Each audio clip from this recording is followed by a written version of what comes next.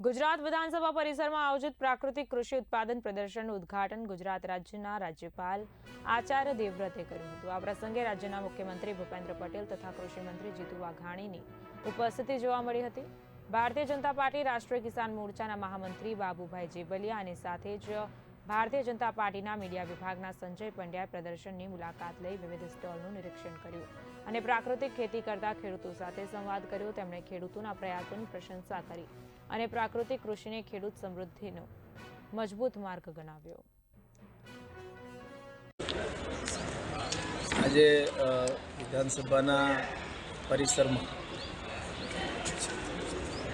Natural farming પ્રાકૃતિક કૃષિ માટેનું એક્ઝિબિશન યોજાયું છે। આપણા મહામહિમ ગવર્નર શ્રી આચાર્ય દેવવ્રતજીએ ખુલ્લું મૂક્યું છે। ગુજરાત પ્રાકૃતિક કૃષિ ક્ષેત્રે ખૂબ પ્રયત્ન કરી રહ્યું છે, જે વધુ પડતા જંતુનાશક અને રાસાયણિક ખાતરોના ઉપયોગના કારણે જે જમીનની હાલત, ધરતી માતા પણ બીમાર પડી ગઈ છે।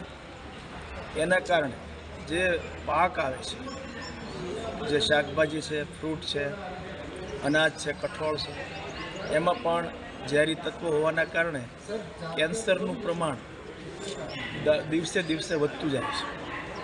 આપણા ગુજરાતના જાગૃત ખેડૂતોએ પ્રાકૃતિક ખેતી માટેનું બીડું ઝડપી લીધું છે।